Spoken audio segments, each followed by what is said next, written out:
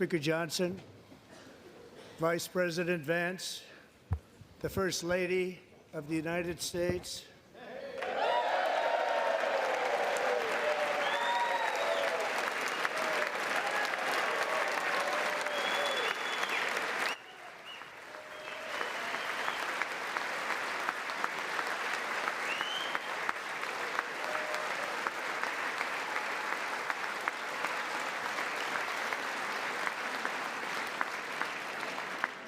members of the United States Congress, thank you very much, and to my fellow citizens, America is back.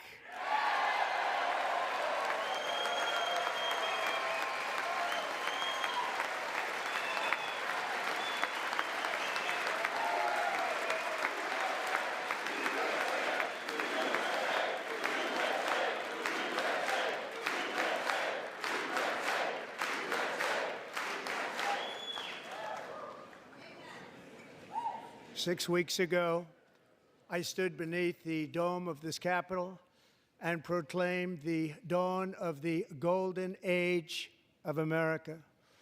From that moment on, it has been nothing but swift and unrelenting action to usher in the greatest and most successful era in the history of our country. We have accomplished more in 43 days than most administrations accomplished in 4 years or 8 years, and we are just getting started.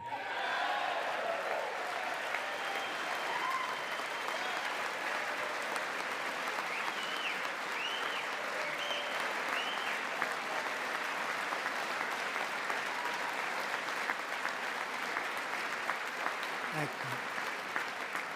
I return to this chamber tonight to report that America's momentum is back, our spirit is back, our pride is back, our confidence is back, and the American dream is surging bigger and better than ever before.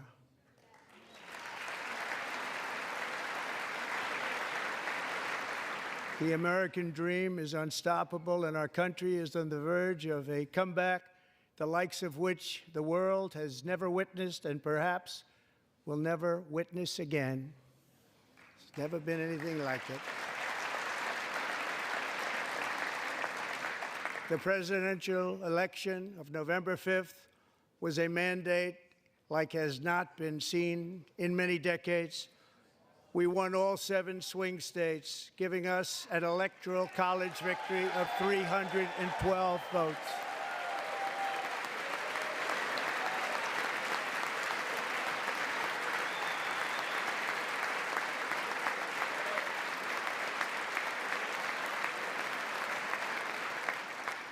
We won the popular vote by big numbers and won counties in our country.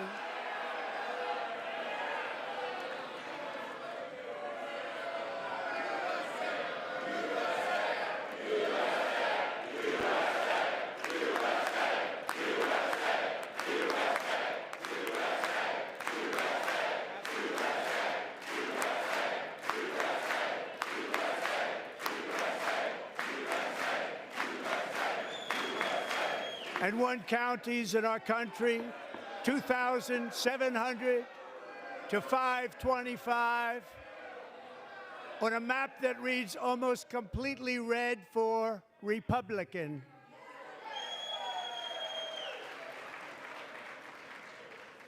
Now, for the first time in modern history, more Americans believe that our country is headed in the right direction than the wrong direction. In fact, it's an astonishing record, 27-point swing, the most ever.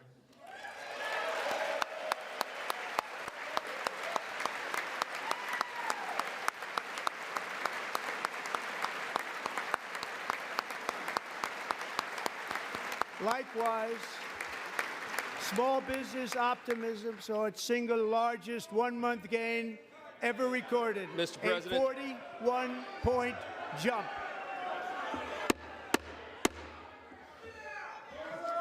Members are directed to uphold and maintain decorum in the House and to cease any further disruptions. That's your warning.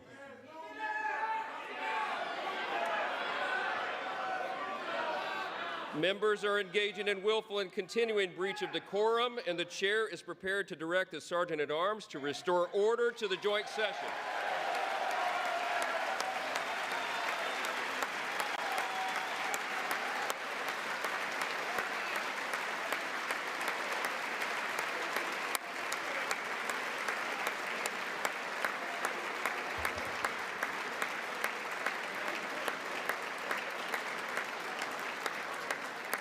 Mr. Green, take your seat. Take your seat, sir. Take your seat. Finding that members continue to engage in willful and concerted disruption of proper decorum, the chair now directs the Sergeant-at-Arms to restore order. Remove this gentleman from the chamber.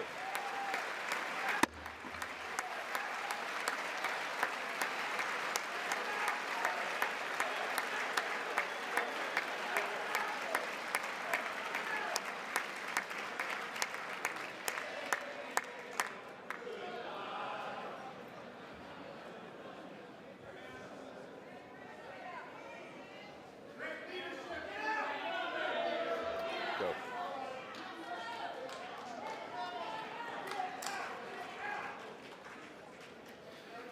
Members are directed to uphold and maintain decorum in the House. Mr. President, you continue. Thank you. Over the past 6 weeks, I have signed nearly 100 executive orders and taken more than 400 executive actions, a record to restore common sense, safety, optimism, and wealth all across our wonderful land. The people elected me to do the job, and I'm doing it.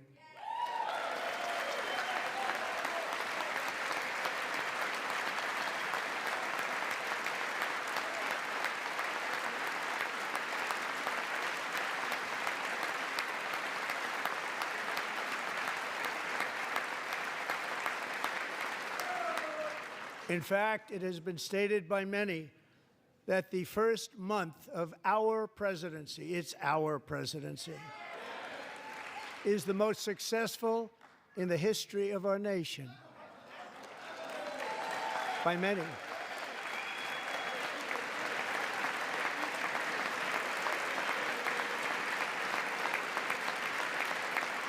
And what makes it even more impressive is that, do you know who number 2 is? George Washington. How about that? How about that? I don't know about that list, but we'll take it. Within hours of taking the oath of office, I declared a national emergency on our southern border, and I deployed the U.S. military and Border Patrol to repel the invasion of our country.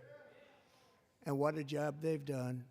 As a result, illegal border crossings last month were by far the lowest ever recorded, ever.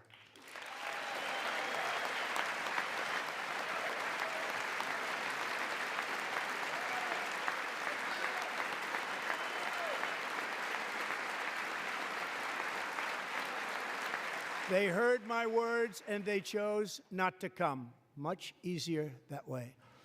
In comparison, under Joe Biden, the worst president in American history, there were hundreds of thousands of illegal crossings a month, and virtually all of them, including murderers, drug dealers, gang members, and people from mental institutions and insane asylums, were released into our country. Who would want to do that? This is my 5th such speech to Congress. And once again, I look at the Democrats in front of me, and I realize there is absolutely nothing I can say to make them happy or to make them stand or smile or applaud. Nothing I can do. I could find a cure to the most devastating disease, a disease that would wipe out entire nations, or announce the answers to the greatest economy in history, or the stoppage of crime to the lowest levels ever recorded. And these people sitting right here will not clap, will not stand, and certainly will not cheer for these astronomical achievements. They won't do it, no matter what. Five times I've been up here. It's very sad, and it just shouldn't be this way.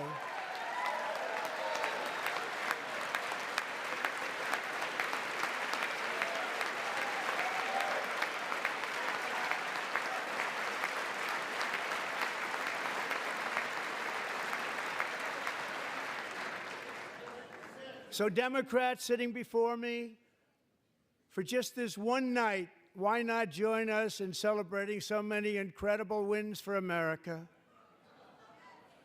For the good of our nation, let's work together and let's truly make America great again.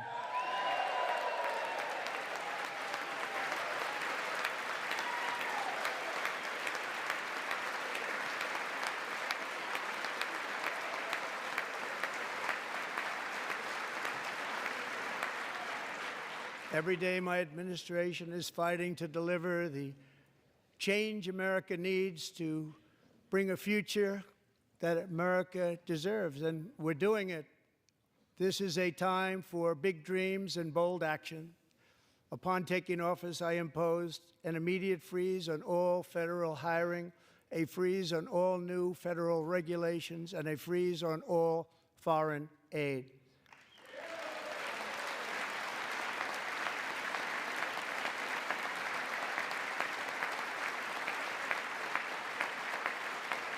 I terminated the ridiculous Green New Scam. I withdrew from the unfair Paris Climate Accord, which was costing us trillions of dollars that other countries were not paying. I withdrew from the corrupt World Health Organization.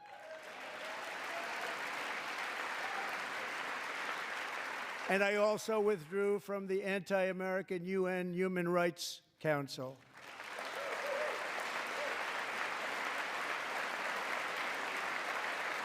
We ended all of Biden's environmental restrictions that were making our country far less safe and totally unaffordable.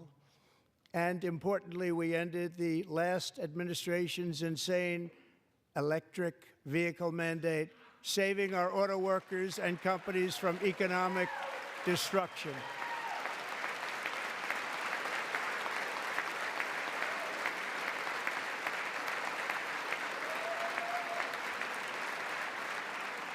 To unshackle our economy, I have directed that for every one new regulation, 10 old regulations must be eliminated, just like I did in my very successful first term.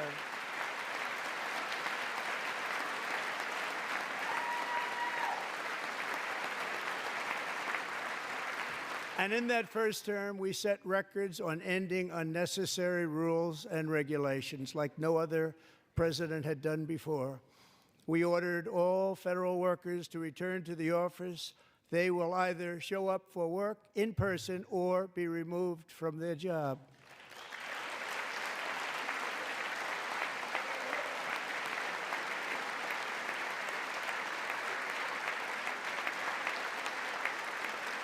And we have ended weaponized government where, as an example, a sitting president is allowed to viciously prosecute his political opponent, like me. How did that work out?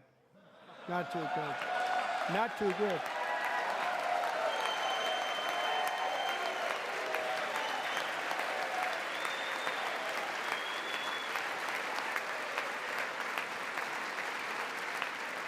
And I have stopped all government censorship and brought back free speech in America. It's back.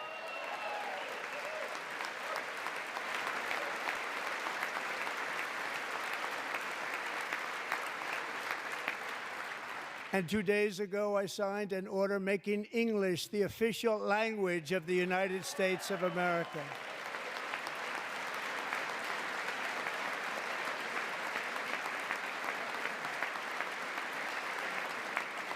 I renamed the Gulf of Mexico the Gulf of America.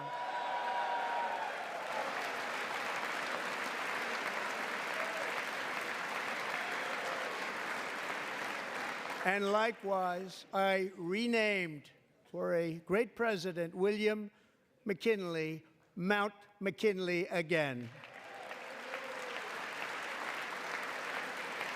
Beautiful Alaska. We love Alaska.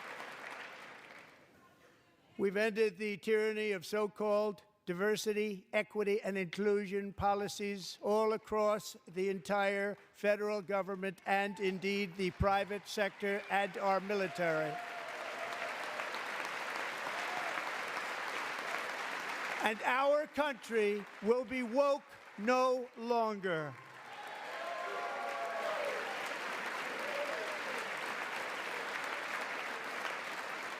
We believe that whether you are a doctor, an accountant, a lawyer, or an air traffic controller, you should be hired and promoted based on skill and competence, not race or gender.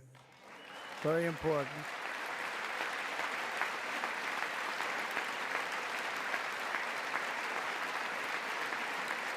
You should be hired based on merit. And the Supreme Court, in a brave and very powerful decision, has allowed us to do so. Thank you. Thank you very much. Thank you. We have removed the poison of critical race theory from our public schools, and I signed an order making it the official policy of the United States government that there are only two genders, male and female.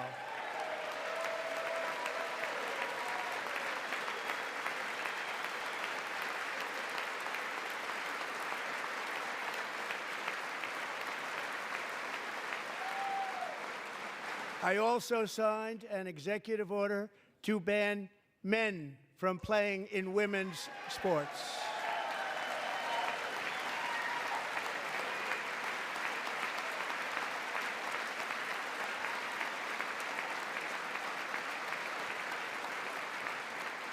Three years ago, Peyton McNabb was an all-star high school athlete, one of the best, preparing for a future in college sports.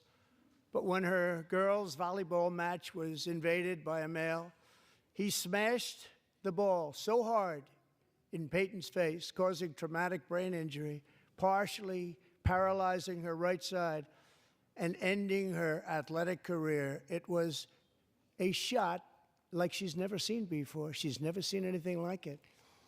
Peyton is here tonight in the gallery, and Peyton, from now on, schools will kick the men off the girls' team, or they will lose all federal funding.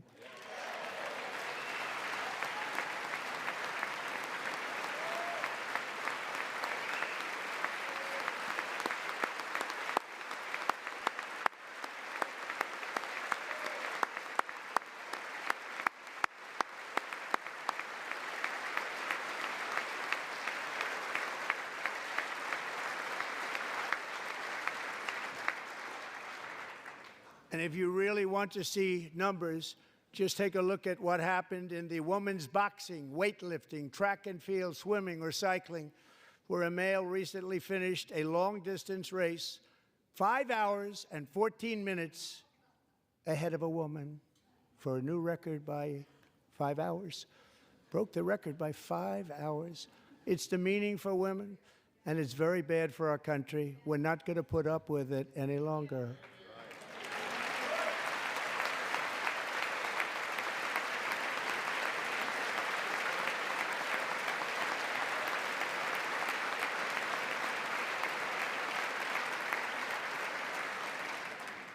What I have just described is only a small fraction of the common sense revolution that is now, because of us, sweeping the entire world.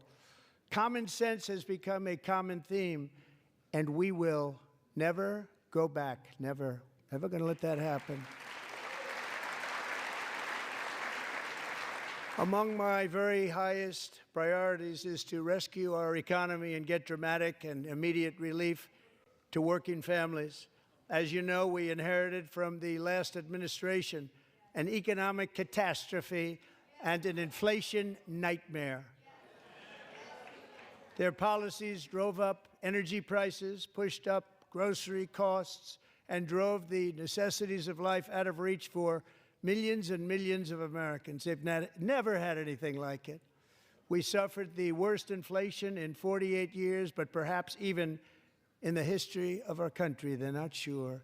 As president, I'm fighting every day to reverse this damage and make America affordable again.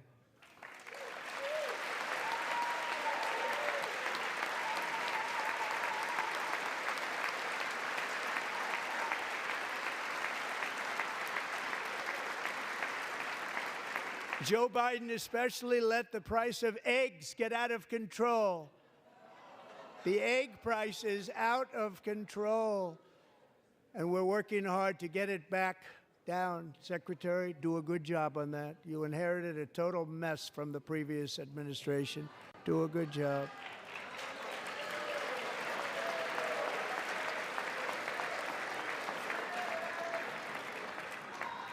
A major focus of our fight to defeat inflation is rapidly reducing the cost of energy. The previous administration cut the number of new oil and gas leases by 95%, slowed pipeline construction to a halt, and closed more than 100 power plants. We are opening up many of those power plants right now.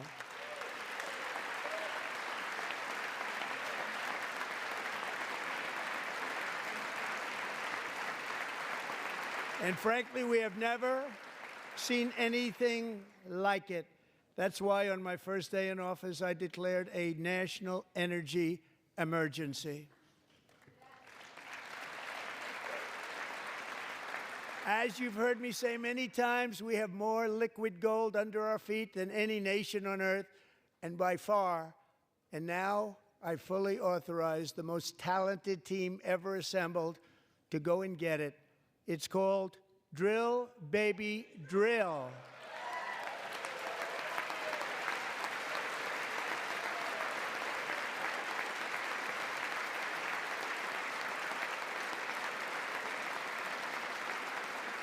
My administration is also working on a gigantic natural gas pipeline in Alaska, among the largest in the world, where Japan, South Korea, and other nations want to be our partner with investments of trillions of dollars each. There's never been anything like that one. It will be truly spectacular. It's all set to go. The permitting is gotten. And later this week, I will also take historic action to dramatically expand production of critical minerals and rare earths here in the USA.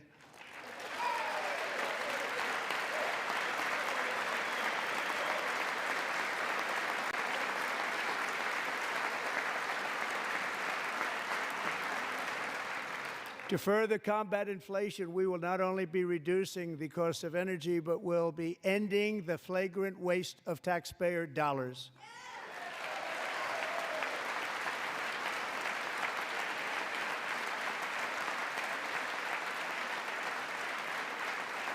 And to that end, I have created the brand new Department of Government Efficiency, GOGE.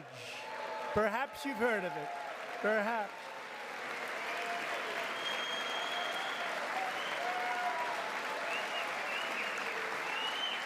Which is headed by Elon Musk, who is in the gallery tonight.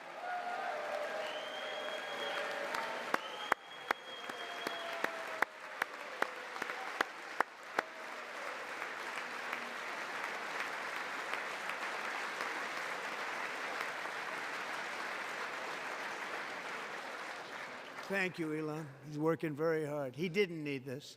He didn't need this. Thank you very much. We appreciate it. Everybody here, even this side, appreciates it, I believe. They just don't want to admit that. Just listen to some of the appalling waste we have already identified. $22 billion from HHS to provide free housing and cars for illegal aliens. $45 million for diversity, equity, and inclusion scholarships in Burma. $40 million to improve the social and economic inclusion of sedentary migrants. Nobody knows what that is. $8 million to promote LGBTQI+ in the African nation of Lesotho, which nobody has ever heard of. $60 million for indigenous peoples and Afro-Colombian empowerment in Central America. $60 million. $8 million for making mice transgender. This is real. $32 million for a left-wing propaganda operation in Moldova. $10 million for male circumcision in Mozambique. $20 million for the Arab Sesame Street in the Middle East. It's a program, $20 million for a program. $1.9 billion to recently created Decarbonization of Homes Committee, headed up, and we know she's involved. Just at the last moment, the money was passed over by a woman named Stacey Abrams. Have you ever heard of her? A $3.5 million consulting contract for lavish fish monitoring. $1.5 million for voter confidence in Liberia. $14 million for social cohesion in Mali. $59 million for illegal alien hotel rooms in New York City. He's a real estate developer. He's done very well. $250,000 to increase vegan local climate action innovation in Zambia.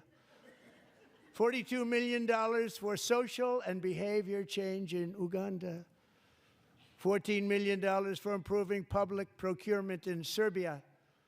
$47 million for improving learning outcomes in Asia. Asia's doing very well with learning. I don't know what we're doing. We should use it ourselves. And $101 million for DEI contracts at the Department of Education.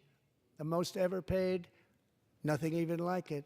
Under the Trump administration, all of these scams, and they're far worse, but I didn't think it was appropriate to talk about them. They're so bad. Many more have been found out and exposed and swiftly terminated by a group of very intelligent, mostly young people, headed up by Elon, and we appreciate it. We found hundreds of billions of dollars of fraud.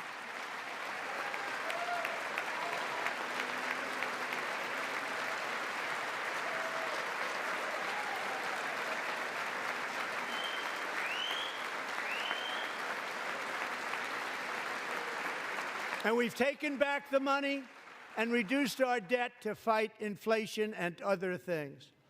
Taken back a lot of that money. We got it just in time. This is just the beginning. The Government Accountability Office, a federal government office, has estimated annual fraud of over $500 billion in our nation, and we are working very hard to stop it. We're going to. We're also identifying shocking levels of incompetence and probable fraud in the Social Security program for our seniors, and that our seniors and people that we love rely on. Believe it or not, government databases list 4.7 million Social Security members from people aged 100 to 109 years old. It lists 3.6 million people from ages 110 to 119. I don't know any of them. I know some people that are rather elderly, but not quite that elderly. 3.47 million people from ages 120 to 129. 3.9 million people from ages 130 to 139. 3.5 million people from ages 140 to 149. And money is being paid to many of them, and we're searching right now. In fact, Pam, good luck. Good luck. You're going to find it. But a lot of money is paid out to people because it just keeps getting paid, and nobody does, and it really hurts Social Security and hurts our country. 1.3 million people from ages 150 to 159, and over 130,000 people, according to the Social Security databases, are age over 160 years old. We have a healthier country than I thought, Bobby.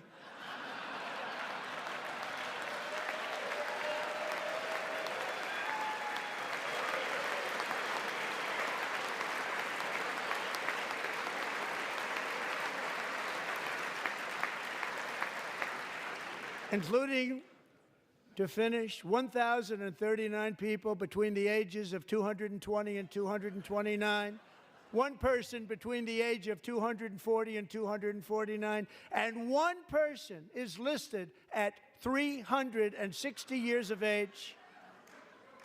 More than 100 years. More than 100 years older than our country.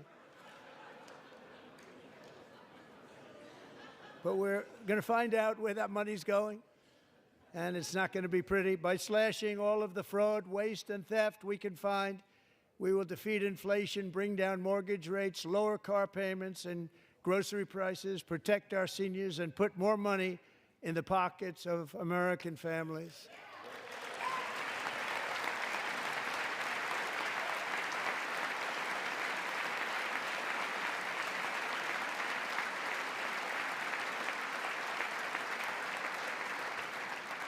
And today, interest rates took a beautiful drop, big, beautiful drop. It's about time.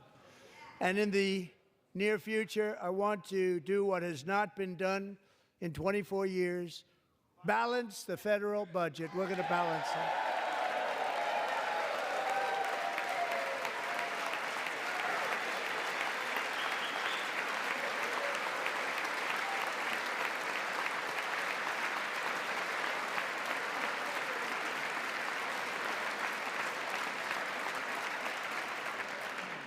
With that goal in mind, we have developed in great detail what we are calling the Gold Card, which goes on sale very, very soon. For $5 million, we will allow the most successful job-creating people from all over the world to buy a path to U.S. citizenship. It's like the green card, but better and more sophisticated. And these people will have to pay tax in our country. They won't have to pay tax from where they came. The money that they've made, you wouldn't want to do that, but they have to pay tax, create jobs. They'll also be taking people out of colleges and paying for them so that we can keep them in our country instead of having them being forced out.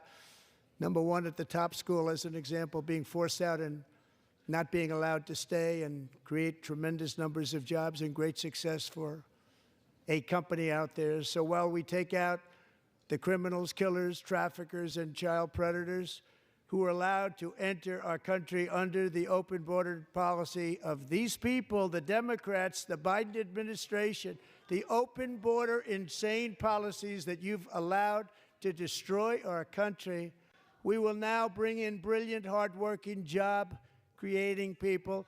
They're going to pay a lot of money, and we're going to reduce our debt with that money.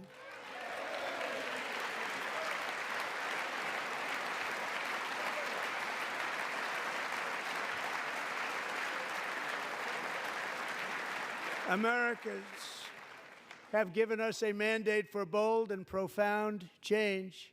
For nearly 100 years, the federal bureaucracy has grown until it has crushed our freedoms, ballooned our deficits, and held back America's potential in every possible way.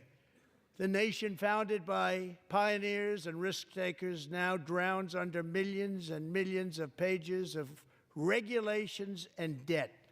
Approvals that should take 10 days to get instead take 10 years, 15 years, and even 20 years before you're rejected. Meanwhile, we have hundreds of thousands of federal workers who have not been showing up to work. My administration will reclaim power from this unaccountable bureaucracy, and we will restore true democracy to America again.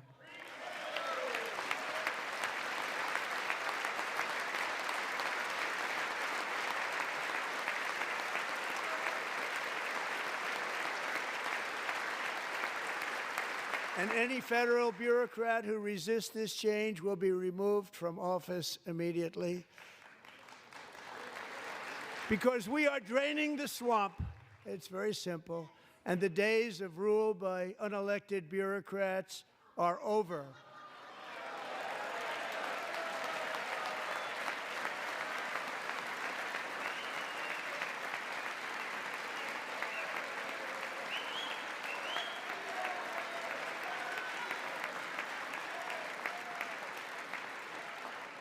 And the next phase of our plan to deliver the greatest economy in history is for this Congress to pass tax cuts for everybody. They're in there. They're waiting for you to vote.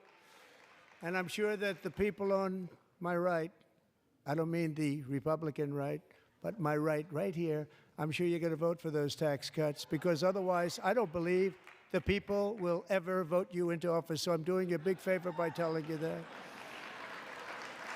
But I know this group is going to be voting for the tax cuts.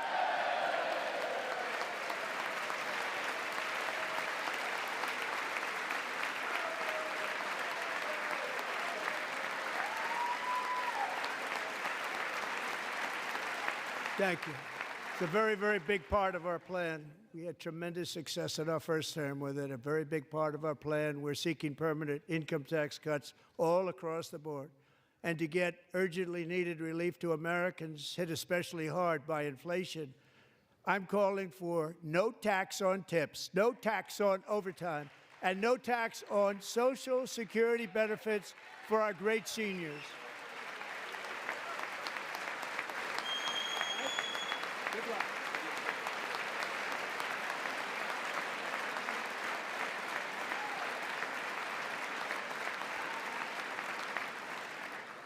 And I also want to make interest payments on car loans tax deductible, but only if the car is made in America.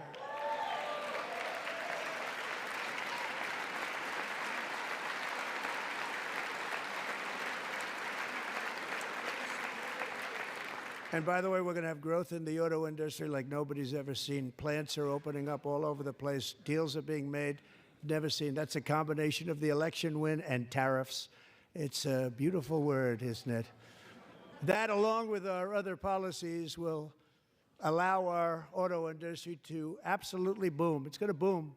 Spoke to the majors today, all three, the top people, and they're so excited. In fact, already numerous car companies have announced that they will be building massive automobile plants in America, with Honda just announcing a new plant in Indiana, one of the largest anywhere in the world.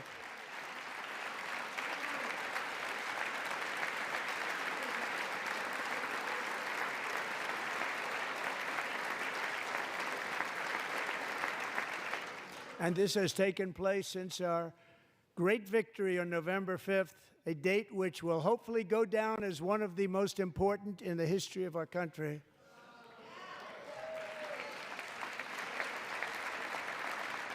In addition, as part of our tax cuts, we want to cut taxes on domestic production and all manufacturing. And just as we did before, we will provide 100% expensing. It will be retroactive to January 20th, 2025. And it was one of the main reasons why our tax cuts were so successful in our first term, giving us the most successful economy in the history of our country, first term. We had a great first term.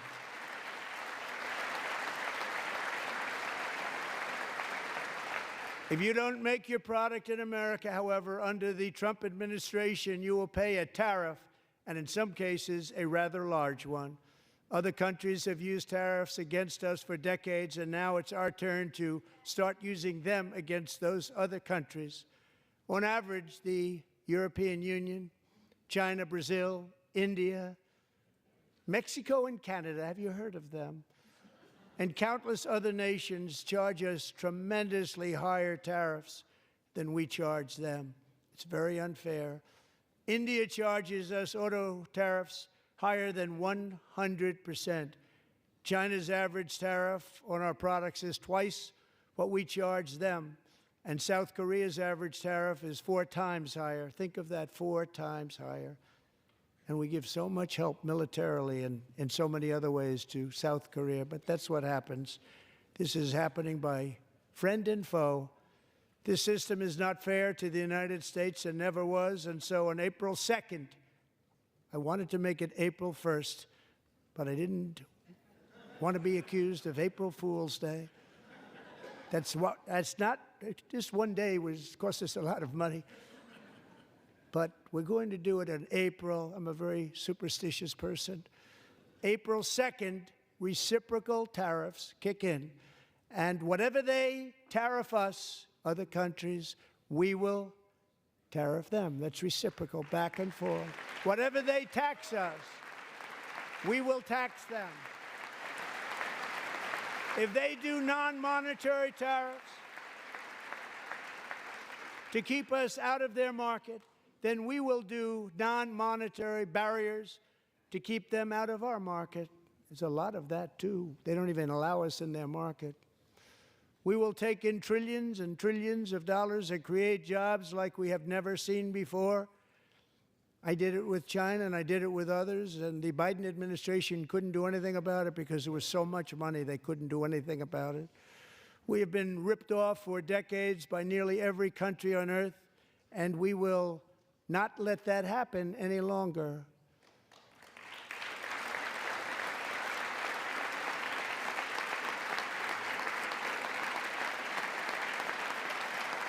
Much has been said over the last 3 months about Mexico and Canada, but we have very large deficits with both of them. But even more importantly, they've allowed fentanyl to come into our country at levels never seen before, killing hundreds of thousands of our citizens and many very young, beautiful people, destroying families. Nobody's ever seen anything like it. They are, in effect, receiving subsidies of hundreds of billions of dollars. We pay subsidies to Canada and to Mexico of hundreds of billions of dollars, and the United States will not be doing that any longer. We're not going to do it any longer.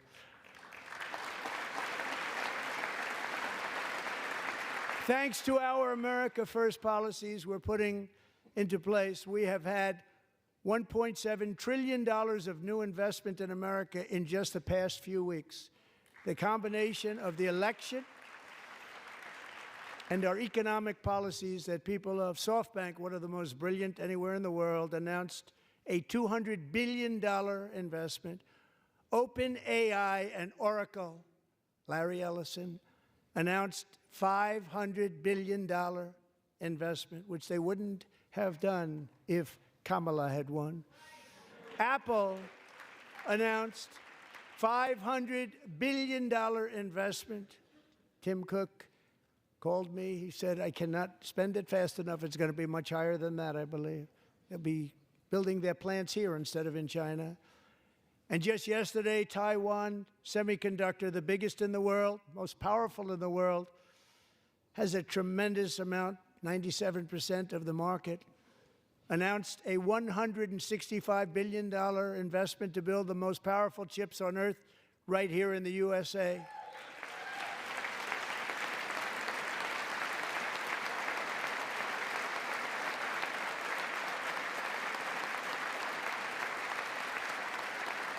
And we're not giving them any money. Your CHIPS Act is a horrible, horrible thing. We give hundreds of billions of dollars, and it doesn't mean a thing. They take our money and they don't spend it. All that meant to them, we're giving them no money. All that was important to them was they didn't want to pay the tariffs, so they came and they're building, and many other companies are coming. We don't have to give them money. We just want to protect our businesses and our people, and they will come because they won't have to pay tariffs if they build in America. So it's very amazing. You should get rid of the CHIP Act, and whatever's left over, Mr. Speaker, you should use it to reduce debt or any other reason you want to.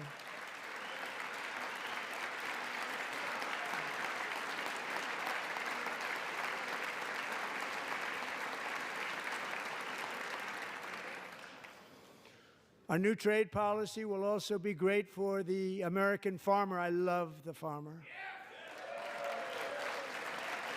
who will now be selling into our home market, the USA, because nobody is going to be able to compete with you.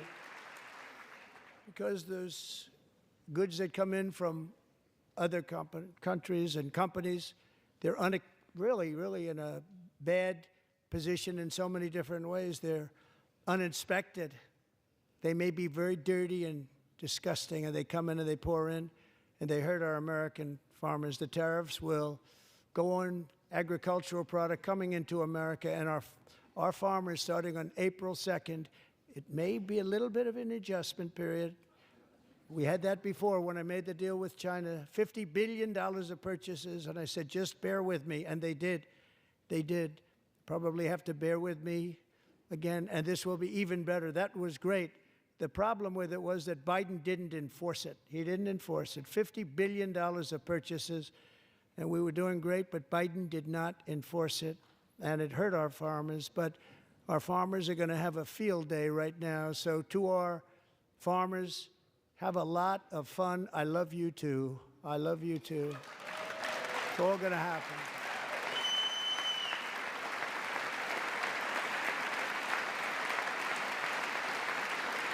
And I have also imposed a 25% tariff on foreign aluminum, copper, lumber, and steel, because if we don't have, as an example, steel and lots of other things, we don't have a military, and frankly, we just won't have a country very long. Here today is a proud American steelworker, fantastic person from Decatur, Alabama, Jeff Denard.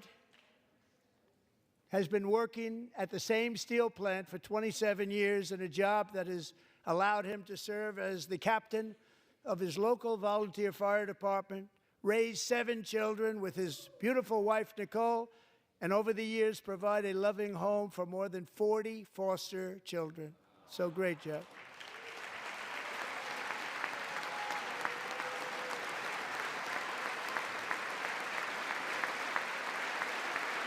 Thank you, Jeff. Thank you, Jeff.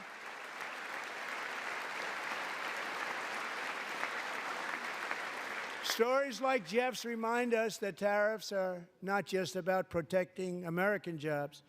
They're about protecting the soul of our country. Tariffs are about making America rich again and making America great again, and it's happening, and it will happen rather quickly. There'll be a little disturbance, but we're okay with that. It won't be much. No, you're not. Oh. And look where Biden took us. Very low, the lowest we've ever been. Jeff, I want to thank you very much. And I also want to recognize another person who has devoted herself to foster care community. She works so hard on it. A very loving person, our magnificent First Lady of the United States.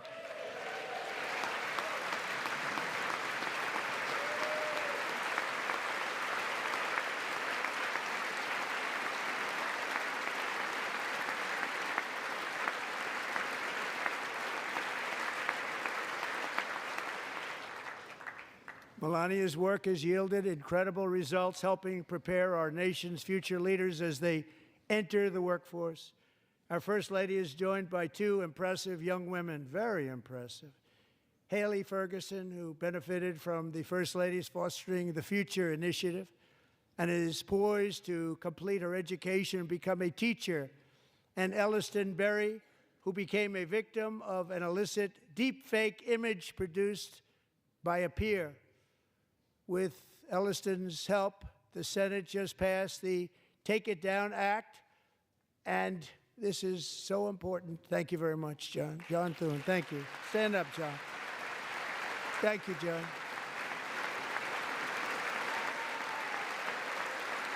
Thank you all very much.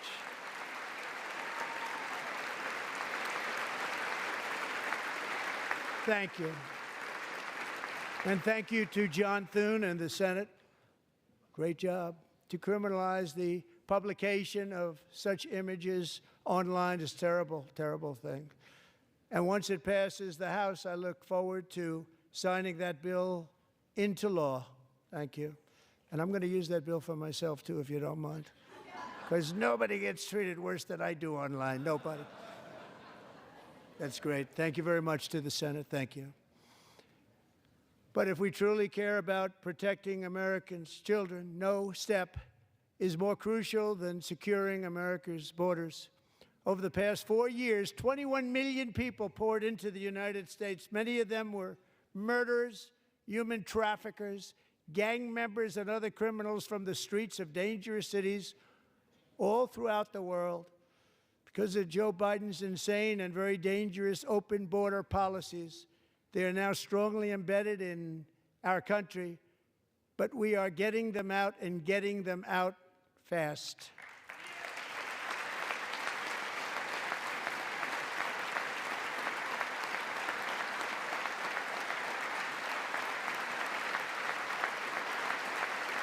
And I want to thank Tom Homan and Christy. I want to thank you and Paul of Border Patrol.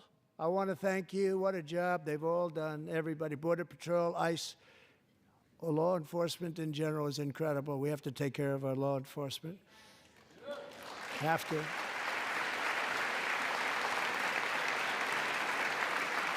Last year,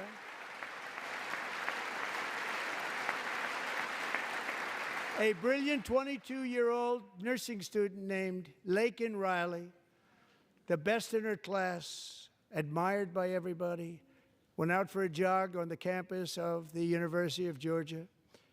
That morning, Laken was viciously attacked, assaulted, beaten, brutalized, and horrifically murdered. Laken was stolen from us by a savage illegal alien gang member who was arrested while trespassing across Biden's open southern border and then set loose into the United States under the heartless policies of that failed administration. It was indeed a failed administration. He had then been arrested and released in a Democrat-run sanctuary city, a disaster, before ending the life of this beautiful young angel. With us this evening are Laken's beloved mother, Allison, and her sister, Lauren.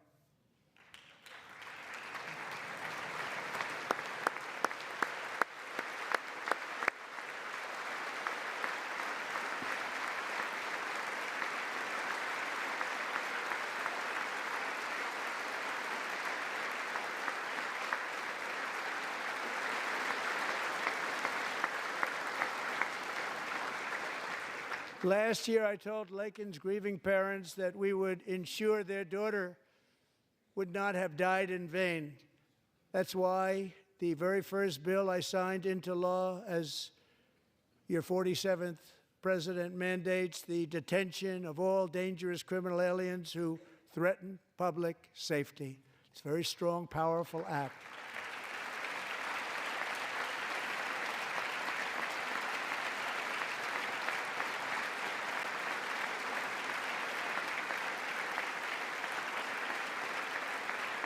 It's called the Laken-Riley Act. So Allison and Lauren, America will never, ever forget our beautiful Laken Hope Riley.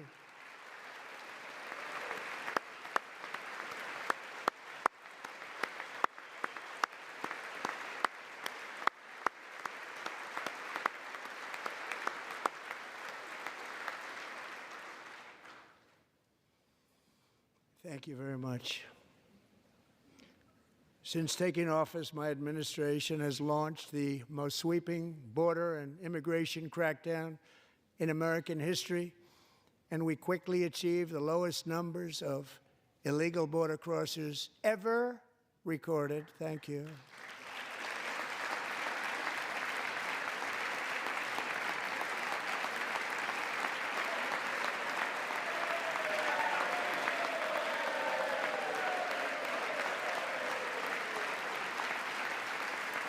The media and our friends in the Democrat Party kept saying we needed new legislation, we must have legislation to secure the border.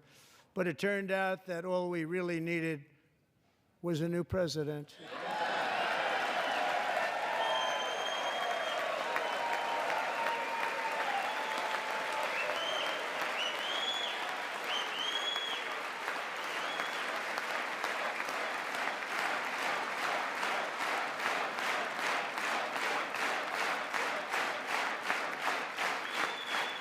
Thank you.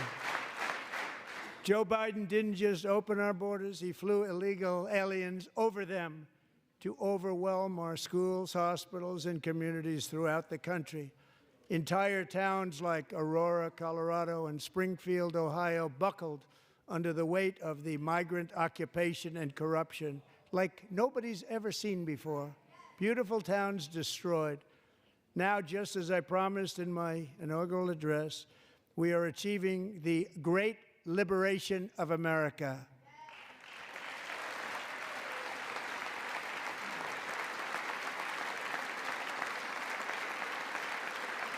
But there still is much work to be done. Here tonight is a woman I have gotten to know Alexis Nungary from Houston. Wonderful woman. Last June, Alexis's 12-year-old daughter, her precious Jocelyn, walked to a nearby convenience store. She was kidnapped, tied up, assaulted for 2 hours under a bridge, and horrifically murdered. Arrested and charged with this heinous crime are 2 illegal alien monsters from Venezuela, released into America by the last administration through their ridiculous open border. The death of this beautiful 12-year-old girl and the agony of her mother and family touched our entire nation greatly. Alexis, I promised that we would always remember your daughter, your magnificent daughter, and earlier tonight I signed an order keeping my word to you. One thing I have learned about Jocelyn is that she loved animals so much. She loved nature. Across Galveston Bay, from where Jocelyn lived in Houston, you will find a magnificent national wildlife refuge, a pristine, peaceful, 34,000-acre sanctuary for all of God's creatures on the edge of the Gulf of America. Alexis, moments ago, I formally renamed that refuge in loving memory of your beautiful daughter, Jocelyn. So, Mr. Vice President, if you would, may I have the order?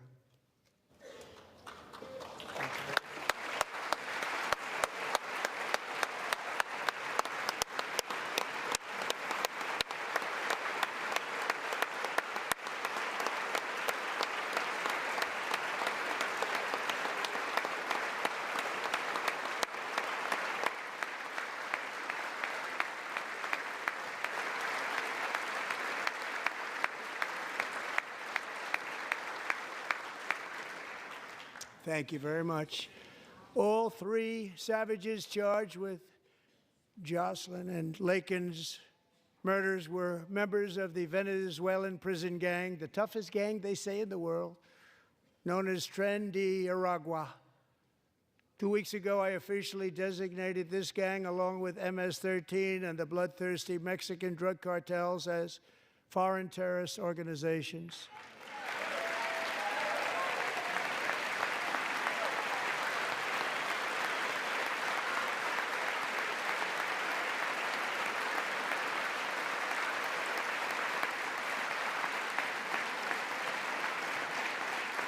They are now officially in the same category as ISIS, and that's not good for them. Countless thousands of these terrorists were welcomed into the U.S. by the Biden administration. But now every last one will be rounded up and forcibly removed from our country, or, if they're too dangerous, put in jails, standing trial in this country, because we don't want them to come back ever. With us this evening is a warrior on the front lines of that battle, Border Patrol Agent Roberto Ortiz.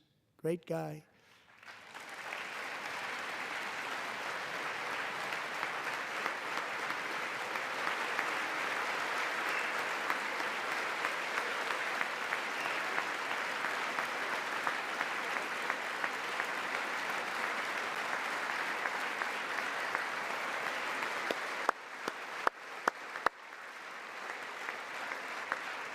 In January, Roberto and another agent were patrolling by the Rio Grande near an area known as Cartel Island. Doesn't sound too nice to me. When heavily armed gunmen started shooting at them, Roberto saw that his partner was totally exposed, at great danger, and he leapt into action, returning fire and providing crucial seconds for his fellow agent to seek safety, just barely. I have some of the prints of that event, and it was not good. Agent Ortiz, we salute you for your great courage and for your line of fire that you took and for the bravery that you showed. We honor you, and we will always honor you. Thank you, Roberto, very much.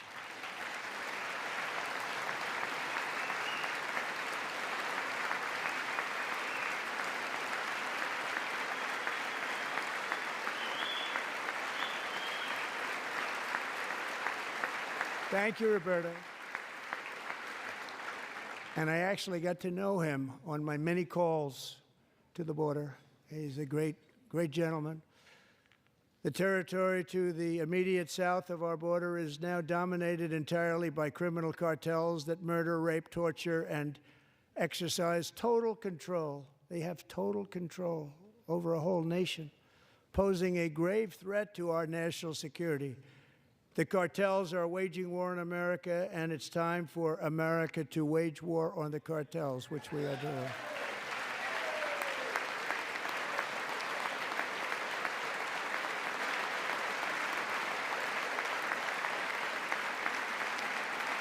Five nights ago, Mexican authorities, because of our tariff policies being imposed on them, think of this, handed over to us 29 of the biggest cartel leaders in their country. That has never happened before. They want to make us happy. First time ever. But we need Mexico and Canada to do much more than they've done, and they have to stop the fentanyl and drugs pouring into the USA. They're going to stop it. I have sent Congress a detailed funding request laying out exactly how we will eliminate these threats to protect our homeland and complete the largest deportation operation in American history, larger even than current record holder President Dwight D. Eisenhower, a moderate man, but someone who believed very strongly in borders. Americans expect Congress to send me this funding without delay so I can sign it into law. So, Mr. Speaker, John Thune, both of you, I hope you're going to be able to do that, Mr. Speaker. Thank you. Mr. Leader, thank you. Thank you very much. And let's get it to me. I'll sign it so fast, you won't even believe it.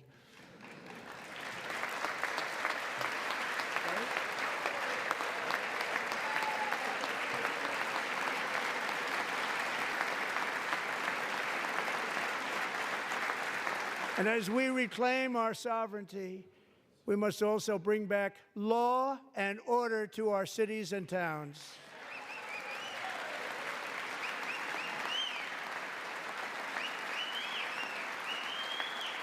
In recent years, our justice system has been turned upside down by radical left lunatics.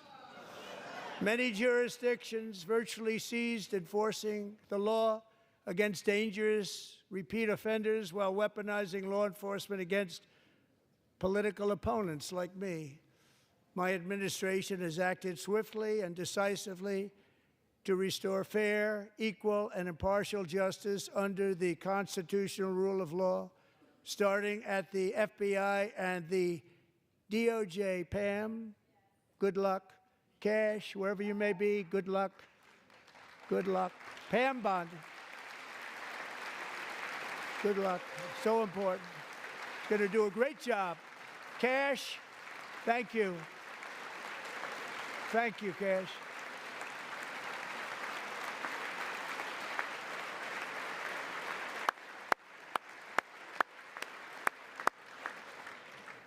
They've already started very strong. They're going to do a fantastic job. You're going to be very proud of them. We're also once again giving our police officers the support, protection, and respect they so dearly deserve. They have to get it. They have such a hard, dangerous job, but we're going to make it less dangerous. The problem is the bad guys don't respect the law, but they're starting to respect it, and they soon will respect it. This also includes our great fire departments throughout the country. Our firemen and women are unbelievable people, and we'll never forget them. And besides that, they voted for me in record numbers, so I have no choice.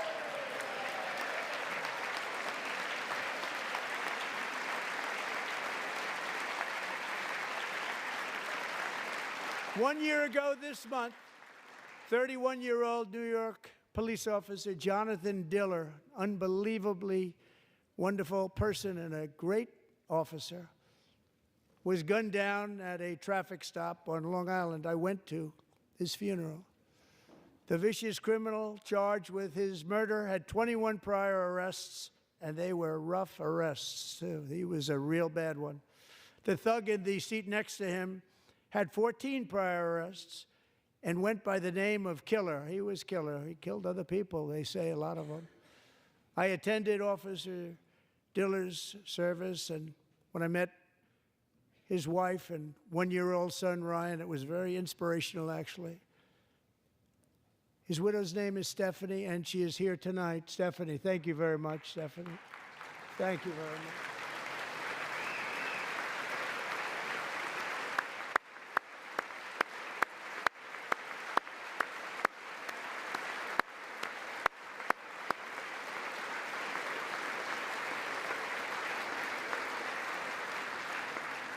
Stephanie, we're going to make sure that Ryan knows his dad was a true hero, New York's finest, and we're going to get these cold-blooded killers and repeat offenders off our streets, and we're going to do it fast. Got to stop it. They get out with 28 arrests. They push people into subway trains. They hit people over the head, back of the head with baseball bats. We got to get them out of here. I've already signed an executive order requiring a mandatory death penalty for anyone who murders a police officer, and tonight I'm asking Congress to pass that policy into permanent law.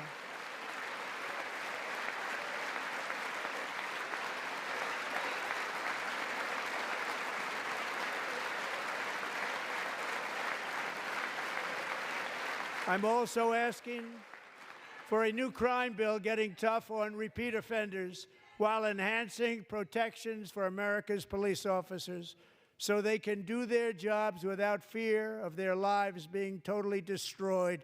They don't want to be killed. We're not going to let them be killed. Joining us in the gallery tonight is a young man who truly loves our police. His name is DJ Daniel. He is 13 years old, and he has always dreamed of becoming a police officer.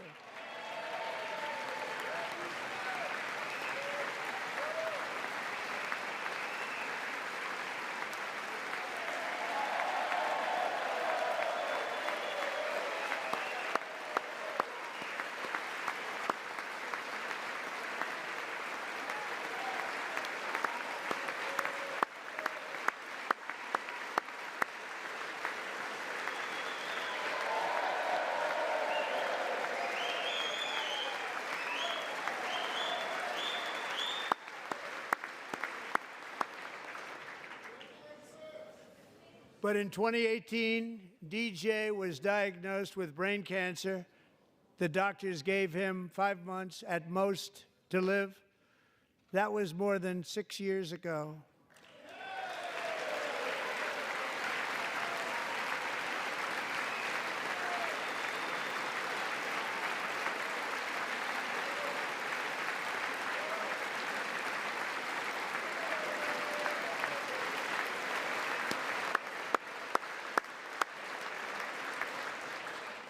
Since that time, DJ and his dad have been on a quest to make his dream come true, and DJ has been sworn in as an honorary law enforcement officer, actually a number of times. The police love him, the police departments love him.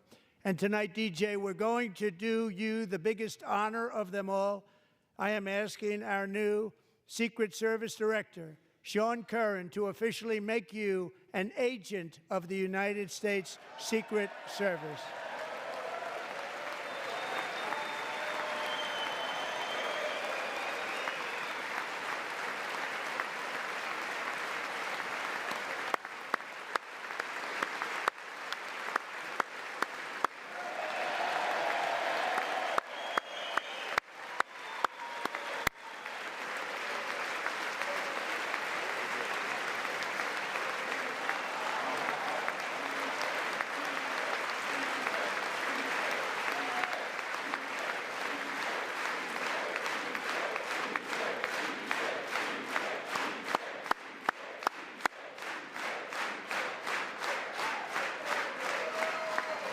Thank you, DJ. DJ's doctors believe his cancer likely came from a chemical he was exposed to when he was younger. Since 1975, rates of child cancer have increased by more than 40%. Reversing this trend is one of the top priorities for our new presidential commission to make America healthy again, chaired by our new Secretary of Health and Human Services, Robert F. Kennedy, Jr.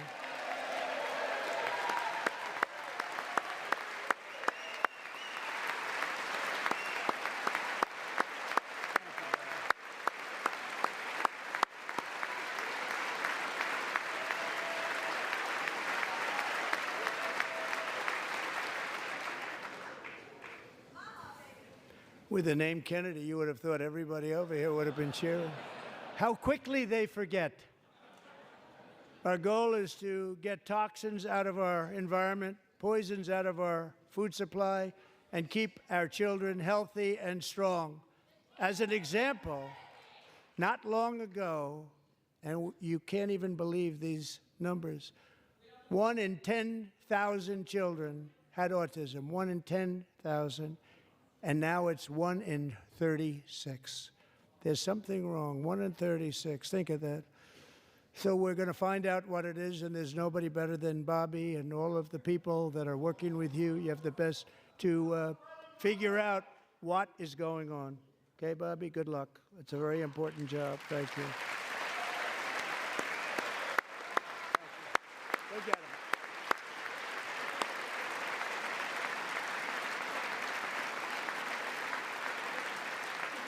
Thank you. My administration is also working to protect our children from toxic ideologies in our schools.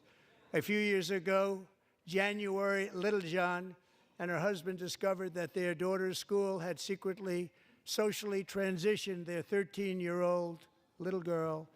Teachers and administrators conspired to deceive January and her husband while encouraging her daughter to use a new name and pronouns.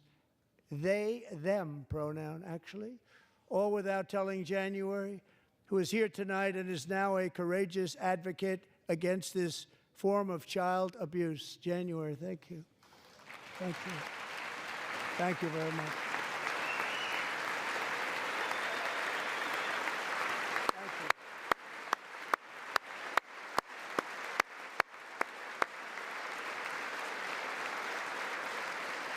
Thank you. Thank you.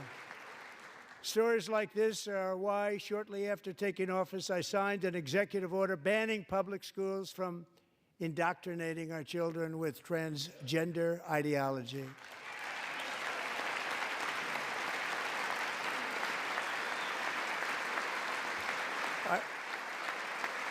I also signed an order to cut off all taxpayer funding to any institution that engages in the sexual mutilation of our youth.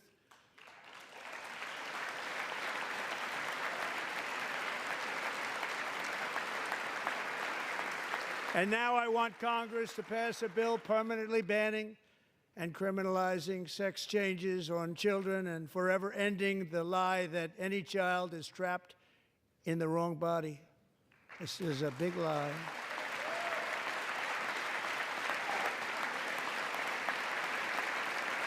And our message to every child in America is that you are perfect exactly the way God made you.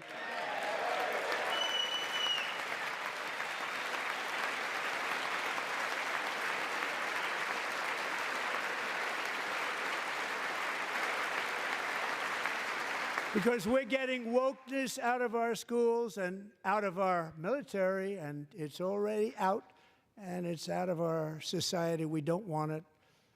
Wokeness is trouble. Wokeness is bad. It's gone. It's gone. And we feel so much better for it, don't we? Don't we feel better? Our service members won't be activists and ideologues. They will be fighters and warriors. They will fight for our country. And Pete, congratulations. Secretary of Defense, congratulations.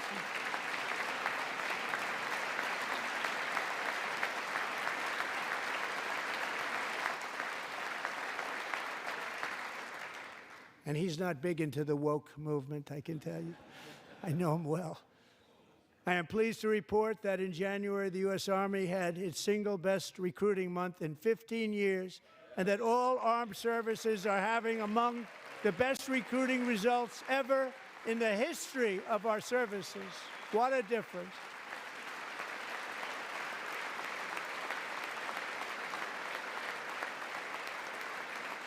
And you know, it was just a few months ago where the results were exactly the opposite. We couldn't recruit anywhere. We couldn't recruit.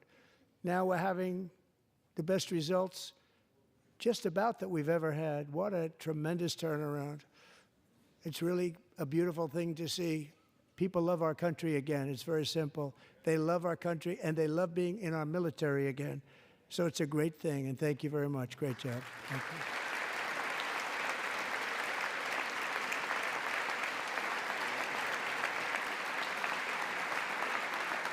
We're joined tonight by a young man, Jason Hartley, who knows the weight of that call of duty. Jason's father, grandfather, and great-grandfather all wore the uniform. Jason tragically lost his dad, who was also a Los Angeles County Sheriff's deputy when he was just a boy, and now he wants to carry on the family legacy of service. Jason is a senior in high school, a six-letter varsity athlete, a really good athlete, they say, a brilliant student with a 4.46, that's good, GPA. And his greatest dream is to attend the U.S. Military Academy at West Point.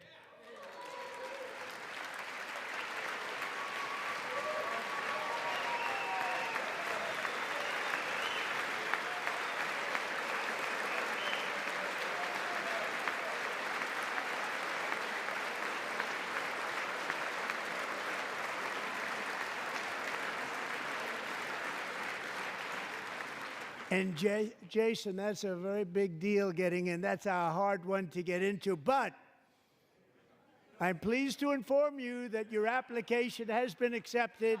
You will soon be joining the Corps of Cadets.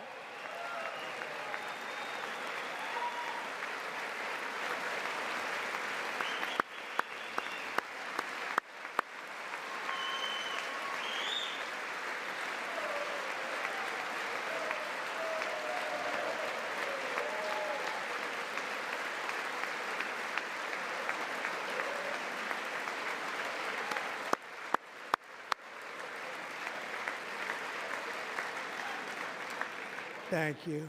Jason, you're going to be on the long gray line, Jason. As Commander-in-Chief, my focus is on building the most powerful military of the future.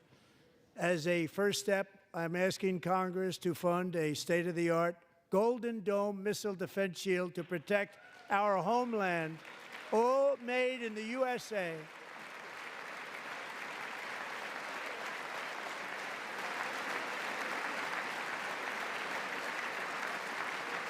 And Ronald Reagan wanted to do it long ago, but the technology just wasn't there, not even close. But now we have the technology. It's incredible, actually. And other places, they have it. Israel has it. Other places have it. And the United States should have it too, right, Tim, right? They should have it too. So I want to thank you. But it's a very, very important. This is a very dangerous world. We should have it. We want to be protected, and we're going to protect our citizens like never before. To boost our defense industrial base, we are also going to resurrect the American shipbuilding industry, including commercial shipbuilding and military shipbuilding.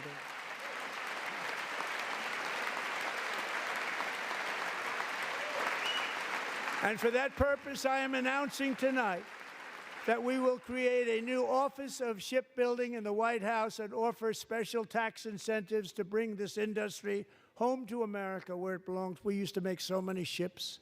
We don't make them anymore very much, but we're going to make them very fast, very soon.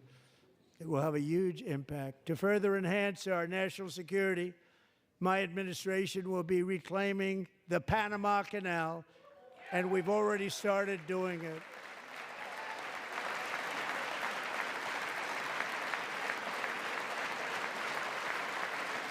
Just today, a large American company announced they are buying both ports around the Panama Canal and lots of other things having to do with the Panama Canal and a couple of other canals.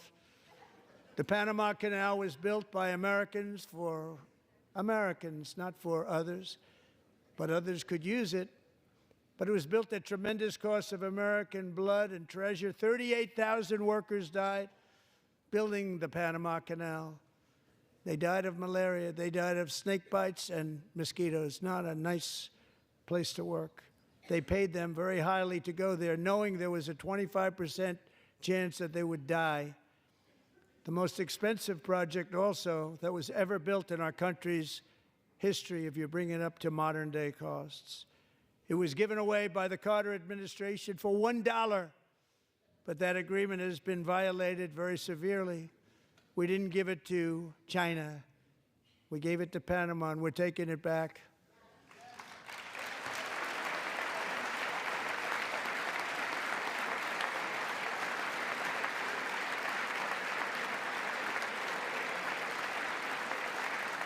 And we have Marco Rubio in charge. Good luck, Marco. Now, we know who to blame if anything goes wrong. Marco's been amazing, and he's going to do a great job. Think of it. He got 100 votes. You know, he was approved with actually 99, but the 100th was this gentleman, and I feel very certain. So let's assume he got 100 votes. And I'm either very, very happy about that or I'm very concerned about it. But he's already proven. I mean, he's a great gentleman. He's respected by everybody, and we appreciate you voting for Marco. He's going to do a fantastic job. Thank you. Thank you. He's doing a great job. Great job. And I also have a message tonight for the incredible people of Greenland. We strongly support your right to determine your own future. And if you choose, we welcome you into the United States of America. We need Greenland for national security and even international security, and we're working with everybody involved to try and get it. But we need it really for international world security, and I think we're going to get it. One way or the other, we're going to get it. We will keep you safe. We will make you rich, and together we will take Greenland to heights like you have never thought possible before. It's a very small population, but very, very large piece of land and very, very important for military security. America is once again standing strong against the forces of radical Islamic terrorism. 3.5 years ago, ISIS terrorists killed 13 American service members and countless others in the Abbey Gate bombing during the disastrous and incompetent withdrawal from Afghanistan. Not that they were withdrawing, it was the way they withdrew. Perhaps the most embarrassing moment in the history of our country. Tonight, I am pleased to announce that we have just apprehended the top terrorist responsible for that atrocity, and he is right now on his way here to face the swift sword of American justice.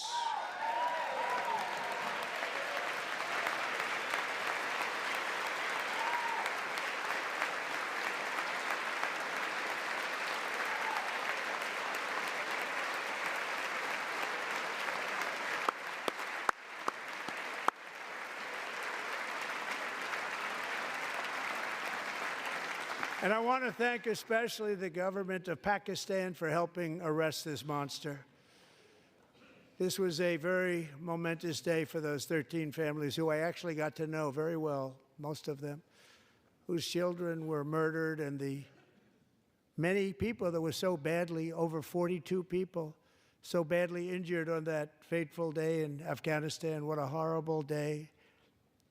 Such incompetence was shown that when Putin saw what happened, I guess he said, wow, maybe this is my chance. That's how bad it was.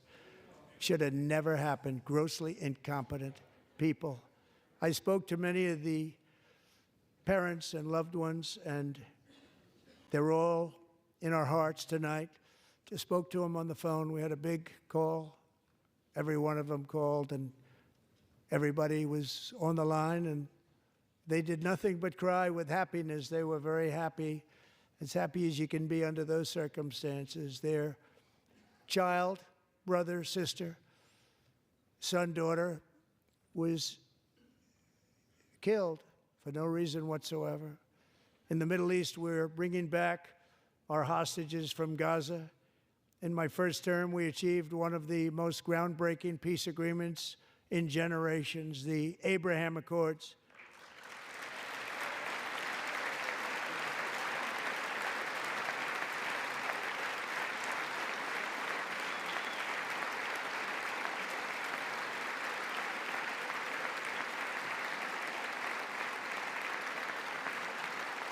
And now we're going to build on that foundation to create a more peaceful and prosperous future for the entire region. A lot of things are happening in the Middle East. People have been talking about that so much lately with everything going on with Ukraine and Russia. But a lot of things are happening in the Middle East. It's a rough neighborhood, actually. I'm also working tirelessly to end the savage conflict in Ukraine. Millions of Ukrainians and Russians have been needlessly killed or wounded in this horrific and brutal conflict with no end in sight. The United States has sent hundreds of billions of dollars to support Ukraine's defense with no security, with no anything.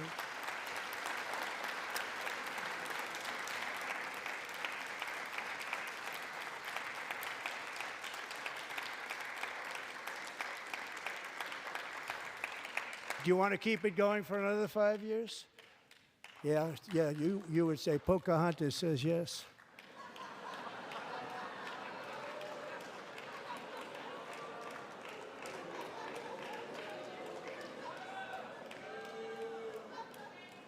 "2,000 people are being killed every single week.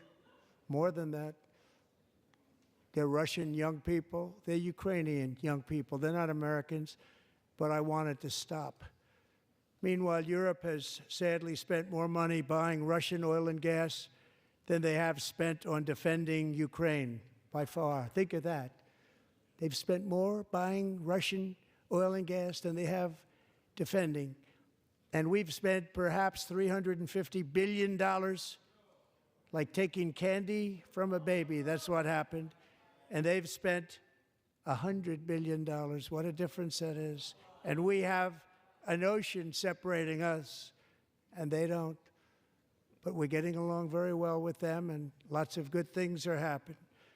Biden has authorized more money in this fight than Europe has spent, by billions and billions of dollars. It's hard to believe that they wouldn't have stopped it and said, at some point, come on, let's equalize. You got to be equal to us. But that didn't happen. Earlier today, I received an important letter from President Zelensky of Ukraine.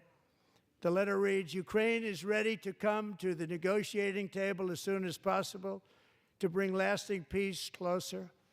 Nobody wants peace more than the Ukrainians," he said.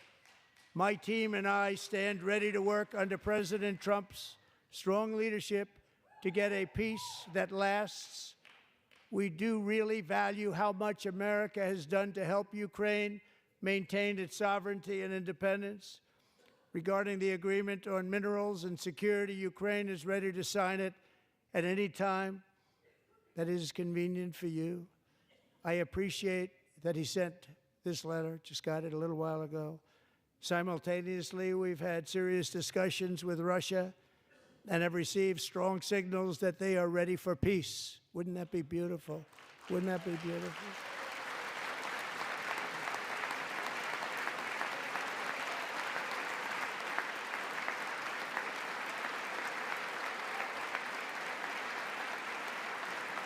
Wouldn't that be beautiful?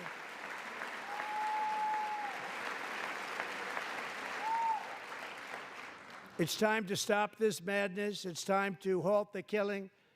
It's time to end the senseless war. If you want to end wars, you have to talk to both sides. Nearly 4 years ago, amid rising tensions, a history teacher named Mark Fogel was detained in Russia and sentenced to 14 years in a penal colony. Rough stuff. The previous administration barely lifted a finger to help him. They knew he was innocent, but they had no idea where to begin. But last summer, I promised his 95-year-old mother, Malphine, that we would bring her boy safely back home. After 22 days in office, I did just that, and they are here tonight.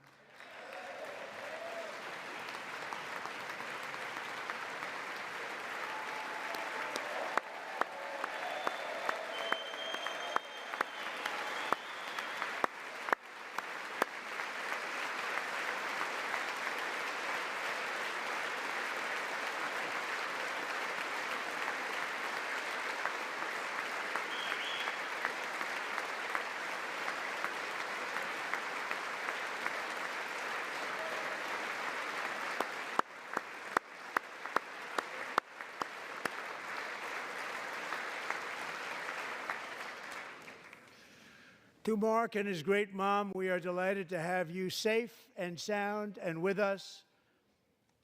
As fate would have it, Mark Fogel was born in a small rural town in Butler, Pennsylvania. Have you heard of it? Where his mother has lived for the past 78 years. I just happened to go there last July 13th for a rally. That was not pleasant. And that is where I met his beautiful mom right before I walked onto that stage. And I told her I would not forget what she said about her son. And I never did I? Never forgot. Less than 10 minutes later, at that same rally, gunfire rang out, and a sick and deranged assassin unloaded 8 bullets from his sniper's perch into a crowd of many thousands of people. My life was saved by a fraction of an inch, but some were not so lucky. Corey Comparator was a firefighter, a veteran, a Christian, a husband, a devoted father, and above all, a protector. When the sound of gunshots pierced the air, it was a horrible sound. Corey knew instantly what it was and what to do. He threw himself on top of his wife and daughters and shielded them from the bullets with his own body. Corey was hit really hard. You know the story from there. He sacrificed his life to save theirs. 2 others, very fine people, were also seriously hit. But thankfully, with the help of 2 great country doctors, we thought they were gone, and they were saved. So those doctors had great talent. We're joined by Corey's wife, Helen, who was his high school sweetheart, and their 2 beloved daughters, Allison and Kaylee. Thank you.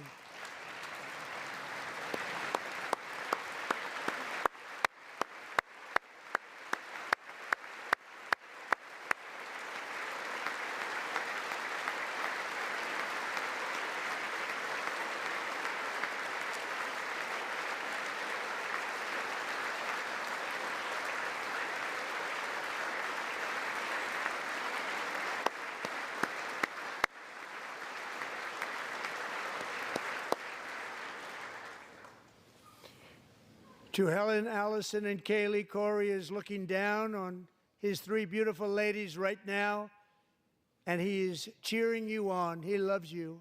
He is cheering you on. Corey was taken from us much too soon, but his destiny was to leave us all with a shining example of the selfless devotion of a true American patriot.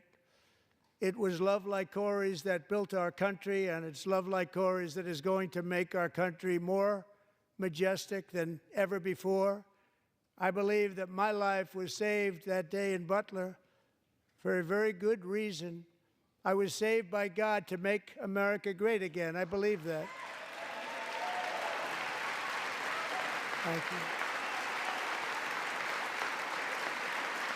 Thank you.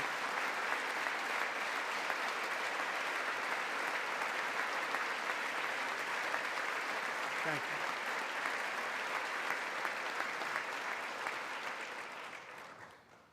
Thank you very much. From the patriots of Lexington and Concord to the heroes of Gettysburg and Normandy, from the warriors who crossed the Delaware to the trailblazers who climbed the Rockies, and from the legends who soared at Kitty Hawk to the astronauts who touched the moon, Americans have always been the people who defied all odds, transcended all dangers, made the most extraordinary sacrifices, and did whatever it took to defend our children, our country, and our freedom.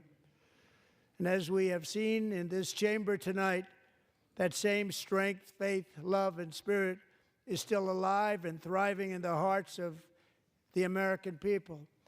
Despite the best efforts of those who would try to censor us, silence us, break us, destroy us, Americans are today a proud, free, sovereign, and independent nation that will always be free, and we will fight for it till death. We will never let anything happen to our beloved country, because we are a country of doers, dreamers, fighters, and survivors. Our ancestors crossed a vast ocean, strode into the unknown wilderness, and carved their fortunes from the rock and soil of a perilous and very dangerous frontier. They chased our destiny across a boundless continent.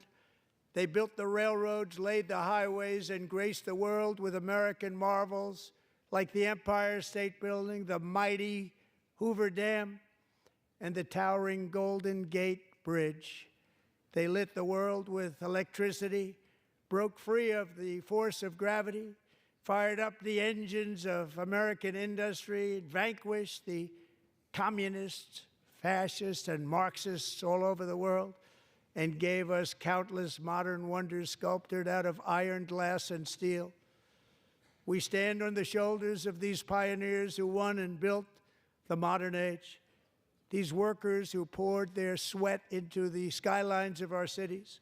These warriors who shed their blood on fields of battle and gave everything they had for our rights and for our freedom. Now it is our time to take up the righteous cause of American liberty. And it is our turn to take America's destiny into our own hands and begin the most thrilling days in the history of our country. This will be our greatest era. With God's help, over the next 4 years, we are going to lead this nation even higher, and we are going to forge the freest, most advanced, most dynamic, and most dominant civilization ever to exist on the face of this earth. We are going to create the highest quality of life, build the safest and wealthiest and healthiest and most vital communities anywhere in the world. We are going to conquer the vast frontiers of science, and we are going to lead humanity into space and plant the American flag on the planet Mars and even far beyond.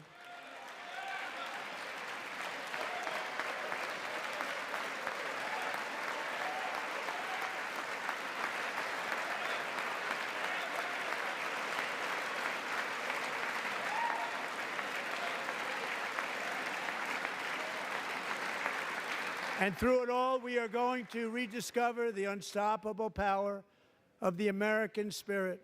And we are going to renew unlimited promise of the American dream. Every single day, we will stand up and we will fight, fight, fight for the country our citizens believe in and for the country our people deserve.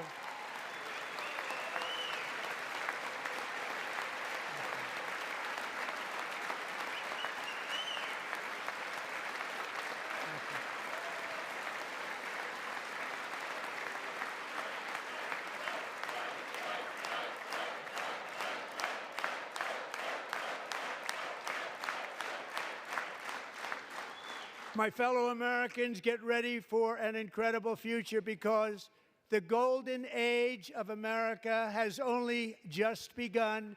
It will be like nothing that has ever been seen before. Thank you, God bless you, and God bless America.